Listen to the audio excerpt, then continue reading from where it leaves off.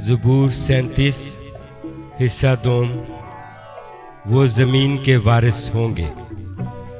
शरीर कर्ज लेता है और अदा नहीं करता, लेकिन सादिक रहम करता है और देता है, क्योंकि जिनको वो बरकत देता है वो ज़मीन के वारिस होंगे, और जिन पर वो लानत करता है वो काट डाले जाएंगे।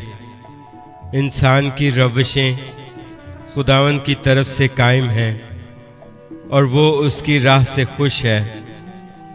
अगर वो गिर भी जाए तो पड़ा ना रहेगा, क्योंकि खुदावंद उसे अपने हाथ से संभालता है। मैं जवान था और अब बूढ़ा हूँ, तो भी मैंने सादिक को बेकस और उसकी औलाद को टुकड़े मांगते नहीं देखा। वो दिन भर रहम करता है और कर्ज देता है, और उसकी औलाद को बरकत मिलती है। बदी को छोड़ और नेकी कर और हमेशा तक आबाद रह, क्योंकि खुदावंद इंसाफ को पसंद करता है और अपने मुकद्दसों को तर्क नहीं करता। वो हमेशा के लिए महफूज हैं, पर शरीरों की नस्ल काट डाली जाएगी। सादिक ज़मीन के वारिस होंगे और उसमें हमेशा बसे रहेंगे। सादिक के मुंह से दानाई निकलती है और उसकी ज़ुबान से इंसाफ की बातें। उसके खुदा की शरीयत उसके दिल में है, वो अपनी रवश में फिसलेगा नहीं।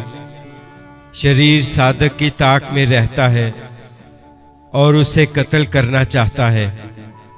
खुदावंद उसे उसके हाथ में नहीं छोड़ेगा, और जब उसकी अदालत हो तो उसे मुजरिम ना ठहराएगा। खुदावंद की आस रख और उसी की राह पर चलता रह, और वो तुझे सरफराज करके ज़मीन का वारिस बनाएगा। जब शरीर काट डाले जाएंगे तो तू देखेगा, मैंने शरीर को बड़े इक़्तिदार में और ऐसा फैलते देखा जैसे कोई हरा दरख्त अपनी असली ज़मीन में फैलता है। लेकिन जब कोई उधर से गुजरा और देखा तो वो था ही नहीं, बल्कि मैंने उसे ढूंढा पर वो ना मिला।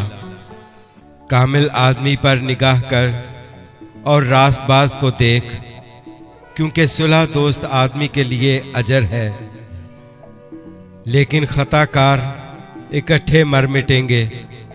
शरीरों का अंजाम हलाकत है, लेकिन सादकों की निजात खुदावंद की तरफ से है।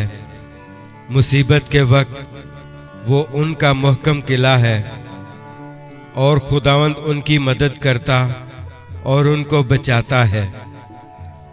वो उनको शरीरों से छुड़ाता और बचा लेता है, इसलिए कि उन्होंने उसमें पनाह ली है। पाकलाम के पढ़े और सुने जाने पर खुदावंद की बरकत हो। आमीन।